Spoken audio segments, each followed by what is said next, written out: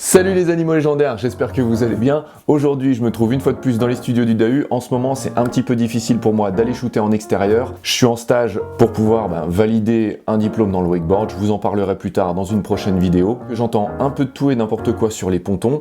Et aujourd'hui, j'avais envie de couvrir un sujet vraiment spécifique et vous donner mon avis sur la question. Au fil des camps, je vois passer des riders complètement différents et avec des avis différents sur la question. Et aujourd'hui, ce que je voudrais couvrir, c'est quelle est la différence entre un full size et un bipouille. Ce que les personnes me disent la plupart du temps, c'est qu'elles préfèrent un full size.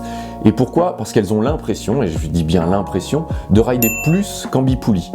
Alors, là-dessus, je suis pas totalement d'accord. C'est-à-dire que lorsque vous allez rider en full size, vous allez avoir l'impression de rider plus. Vous allez prendre votre accrocheur, vous allez faire vos tours, et ensuite vous allez tomber, vous allez devoir déchausser, faire le tour du lac et revenir jusqu'au ponton. Est-ce qu'un jour, une personne a calculé le temps qu'il lui fallait pour pouvoir nager, déchausser, faire le tour et ensuite faire la queue de nouveau? Parce que effectivement, si vous n'êtes pas à 1 heure de pointe, vous allez tout de suite reprendre un accrocheur et repartir. À ce moment-là, le full size, c'est top. Si on prend vraiment la différence en temps de ride, et ça, j'aimerais vraiment le tester et je pense que ce sera une de mes prochaines vidéos, mais j'aimerais vraiment comparer le temps qu'une personne passe à rider sur un full size et sur un bipouille. Aussi, deuxième truc, le bipouille, donc le système aller-retour. La plupart des personnes me disent c'est plus physique qu'un full size. Effectivement, à partir du moment où on fait sans arrêt des repêches, donc le palonnier arrive jusqu'à vous lorsque vous tombez et ensuite vous repartez, vous allez faire des allers-retours. Forcément, c'est plus physique. Ça veut dire qu'en fait, vous vous arrêtez jamais de rider. Autre point, lorsqu'on parle du bipouille, la plupart du temps, les personnes disent que le bipouille est plus cher que le full size. Alors ça, effectivement, c'est bien une problématique parce que vous allez avoir une personne qui va piloter pour une personne qui sera à l'eau. Malgré tout, la qualité des conseils que vous aurez sur un bipouille comparé à un full size est complètement différente. Une personne qui est en train de piloter, et maintenant je peux vous en parler d'expérience puisque j'ai commencé le pilotage maintenant sur full size, vous allez piloter 8 ou 9 personnes, vous n'allez pas avoir le temps de regarder tout le monde et de les conseiller. Vous allez faire très attention en plus aux personnes qui vont arriver et principalement à la machine pour faire en sorte d'avoir le moins d'interruptions possible. Donc vous concentrez sur les personnes, non, ça va être plus compliqué. Et pareil, la personne qui est au ponton sur un full size, elle va avoir la capacité de conseiller les riders sur le ponton. Par contre, si le ponton est plein, oubliez, c'est pas possible.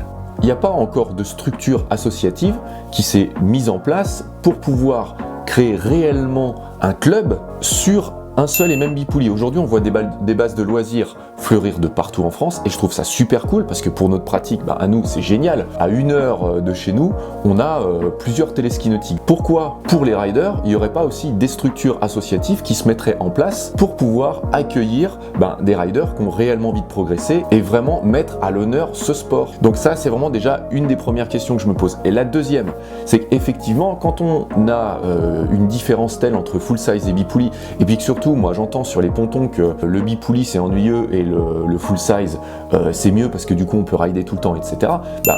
Moi ça me fait bondir parce que je suis pas d'accord. Je suis pas d'accord avec ça et principalement sur le fait que aujourd'hui on n'a pas de structure en bipouille qui permettent d'accueillir en all inclusive en fait, c'est-à-dire au même titre que par exemple un camp à Hypnautics. Et effectivement, aujourd'hui, les bipouilles accueillent principalement au quart d'heure ou à la demi-heure, etc., etc. Donc si demain il y avait une structure qui était capable de vous accueillir et dans lequel vous seriez capable de rider tout le temps, c'est-à-dire au même titre qu'un full size, est-ce que ça vous botterait? Parce que moi je vois énormément d'avantages au bipouille. Et ce que j'adore réellement dans le bipouille, c'est que déjà il y a peu de vagues sur le lac, donc le plan d'eau il n'est pas démonté, vous êtes seul à rider. Ensuite, vous avez aussi des personnes qui vous regardent et qui sont capables de vous conseiller, voire de vous filmer pour pouvoir continuer à progresser. Il y a aussi un effet de groupe que je peux retrouver dans le bateau. Ça se chambre, ça se chauffe, et puis juste après, on fait augmenter le niveau. Alors que quand on est en full size, on ride vraiment pour soi et on est vraiment seul. Je suis pas en train d'essayer de créer un clivage entre les deux. Le seul truc, c'est que je me rends compte qu'aujourd'hui, il y a encore des marges d'évolution possibles dans le milieu du wakeboard et je voulais vous en faire part. J'aimerais vraiment que tout le monde aujourd'hui commente cette vidéo. J'aimerais avoir votre point de vue sur la question full size, bipouille, ce que vous pensez de l'un, ce que vous pensez de l'autre.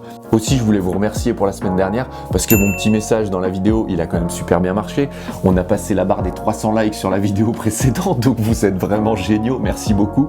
Et si vous me refaites la même, je vous fais une vidéo inédite. C'est-à-dire si là, cette vidéo, elle passe les 300 likes, je vous fais une vidéo inédite, mais même totalement inédite. Un truc qui sortira complètement du chapeau. Voilà, j'espère que vous avez apprécié cette vidéo. En tout cas, elle vient vraiment du fond de mon cœur.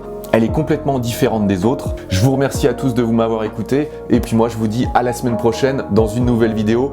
Merci à tous. Allez, ciao les animaux légendaires. Difficile pour moi d'aller shooter en extérieur. Je suis en stage en ce moment même pour pouvoir valider un diplôme dans le wakeboard. Je vous en parlerai plus tard dans une prochaine vidéo.